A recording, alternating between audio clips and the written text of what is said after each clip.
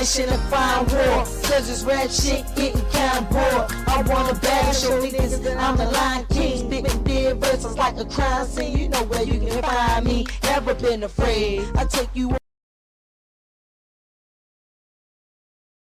Okay. Sorry for the way it cut off, but I thought that we should get into it. The most explosive week in WWE has happened this week. By far. By far, the most explosive week in the WWE has happened this week. And I can honestly say that it was crazy. It was a crazy week in the WWE. Can't say it wasn't. It was wild. It was wild. And Monday night kicked it all off. Monday night kicked it off with Drew quitting. Like, that kind of had a lot of us stunned and left baffled, but not baffled in the sense of, you know, why he quit, because we all understood it. He been screwed multiple times by CM Punk. And not only was he screwed multiple times by CM Punk, he really did beat Damian Priest at Clash of the Castle in Scotland. It's just that it didn't end up going his way at the end. You ended up, like I say, he say a lot about getting distracted, but he allows himself to be distracted by CM Punk rubbing shit in his face, playing CM Punk games, and all types of stuff like that. So it's crazy. But he quit. Now, the end of the show was a crazy thing because none of us expected this, that, the debut of the Y6. Now, that right there, none of us expected it that because we were all worrying about Money in the Bank. We worrying about who going to the Money in the Bank, who's going to be in the next Money in the Bank match. And the Y6 showing up had ripple effects towards the Money in the Bank because now Chad Gable may be replaced. Not guaranteed yet, may be replaced. It has been said he was replaced by Il Dragunov on the card, but they took that back and re-said that Chad Gable was medically cleared to wrestle for the Money in the Bank match. So, hey, more power to him. But who knows the way that's going to end up being, as it's no disqualifications. So, hey, hop out when you pop out, hop out when you hop out, top out when you top out, crash out when you crash out. But make sure that nigga ass is out. It's like, nah. Why 6 niggas, yo, it's on some real crazy shit, though. Like, real talk. No Diddy. Real talk. They on some real crazy shit. Hey, yo, did anybody recognize that sign in the crowd this weekend that said the Friday Night Diddler? Or was that just me who recognized that sign in the crowd? Don't worry about it. Go back and watch. You'll see it. But hey, this debut of the Y6 was awesome. It had everything that you wanted. The destruction, the characters, the ominous music, the fireflies, and the terror. The terror is the main part because now everyone is on high alert, trying to figure out who are they going to go at the next, when are they going to show up, where are they going to show up, and how are they going to show up. So it's a lot into that part also. Let's not take anything for granted. You understand what I'm saying? This week has been a fucking crazy week in the WWE. And the explosive debut of the Wide Six was amazing. You can't say it wasn't. It was amazing. It had everything that you wanted, all the aesthetics. And I wonder why did they choose Chad Gable? I get that Chad Gable changed ever since he lost the Sami Zayn, which I don't understand that part, you know. But I ain't a writer. I get it. Chad Gable changed. And I guess Uncle Howdy and them is going at the people who lied and changed and did different things. So, hey, maybe that's Uncle Howdy and them terror. But Friday Night SmackDown, man, oh man, oh man, oh man, oh man. What can I say? Friday Night SmackDown was goddamn the same thing. We ended up starting the show with CM Punk coming out talking his shit. We did. We ended up with CM Punk coming out talking his shit, and that nigga left on the stretcher. Like, I had one of my subscribers comment and say that CM Punk pulled the AJ Styles. He definitely, Drew McIntyre pulled the AJ Styles. He definitely was right. Drew McIntyre pulled the AJ Styles and showed up at his hometown and trashed that nigga and put Joe back on the shelf. He is now back on injury reserve. So, what can I say? They almost brought him into the bloodline story, but that didn't happen.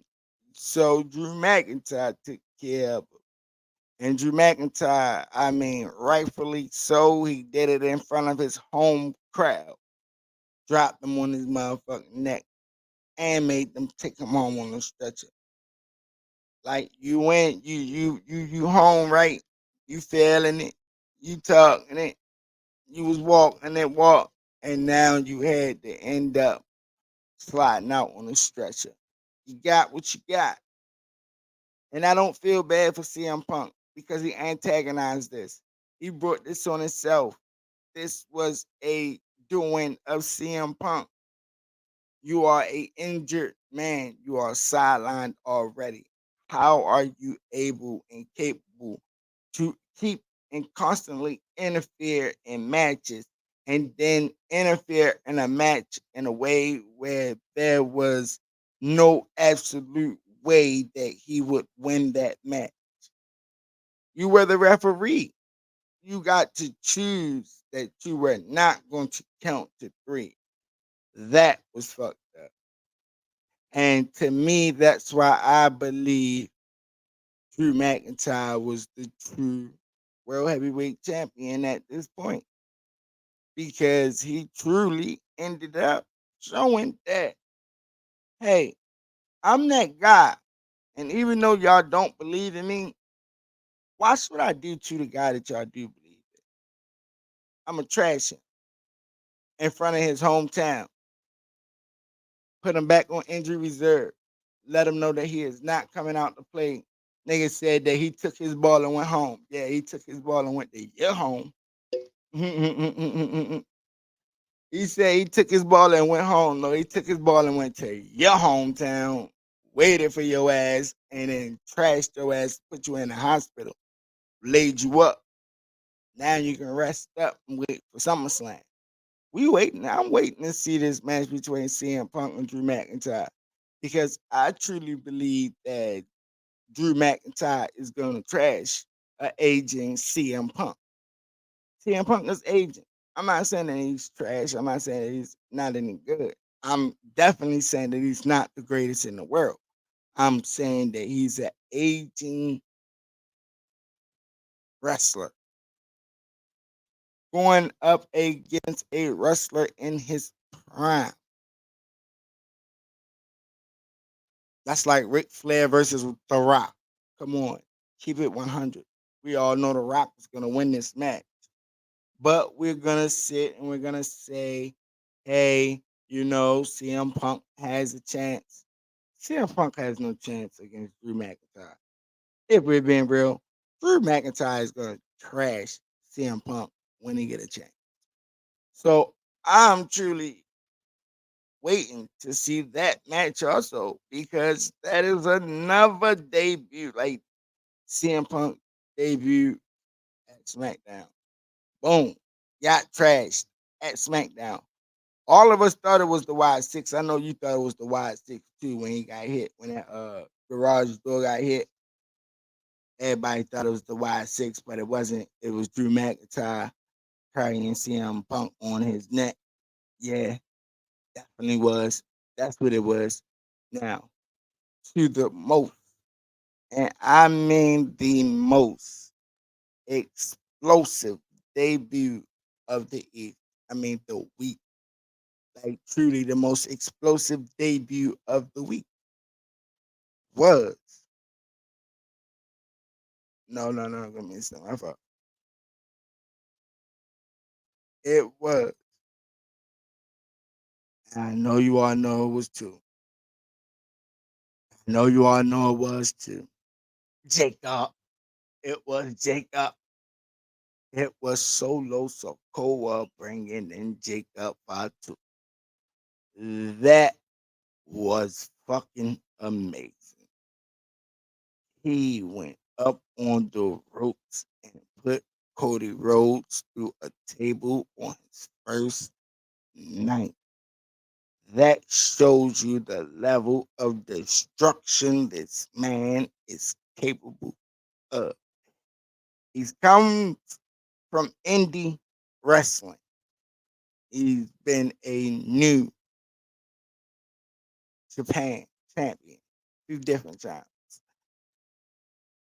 Jacob Fatu looks like he's toned up the weight, turned it into pure muscle, and now he stands amongst the gods. Like Jacob Fatu is the best move Solo Sokoa has made since taking over the bloodline. Bringing in Fatu establishes himself as the tribal chief because he has an enforcer. He truly has an enforcer now. This is going to make the bloodline storyline so much greater.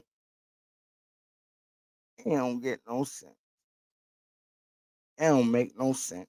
I say it don't get no sense, but it don't make no sense. Like right here, this right here was the most shocking debut of them all because I would have expected the Wyatt Six to pop out, you know what I'm saying, and maybe demolish everybody in the ring. But instead, it turned out to be the Samoan werewolf, Jacob Fatu. Do you know how long we have been waiting for Jacob Fatu to pop in?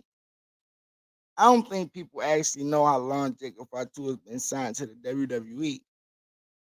He's been signed to the WWE, just been collecting a check for months. And now they're finally debuted Jacob Fatu.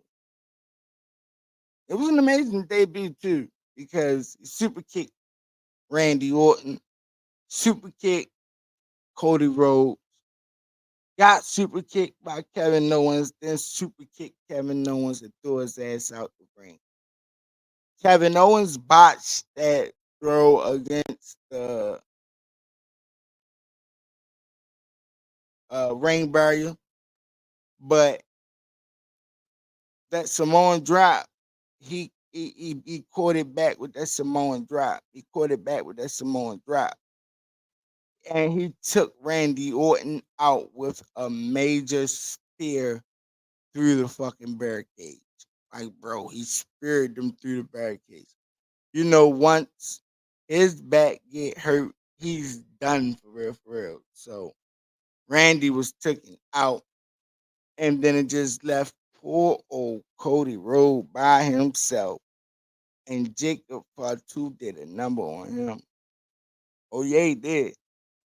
Jumped on top of the ropes and put that man through the announcement table. This has been the best move Solo Sikoa has made since becoming the head of the table. No lie.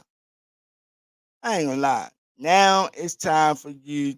Now it's time. Now it's time for him to actually start. I mean, he already started putting his own roots down.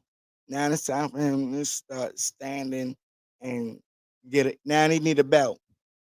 He need a belt. The Tongan twins need a belt. Fatu need a belt, and Solo need a belt. Solo need to take the belt from Cody Rhodes. Solo need to take the belt from Cody Rhodes. The Tonga twins gonna take the belt, the tag belts, and I don't know what the Samoan werewolf gonna do. I don't know what the Samoan werewolf gonna do, but he's gonna be an amazing person. He's gonna get things done. I promise. I promise you that. So they debut week. Let's recap. Y6, Drew McIntyre with CM Punk, or CM Punk getting put back on the shelf, and then the Samoan werewolf.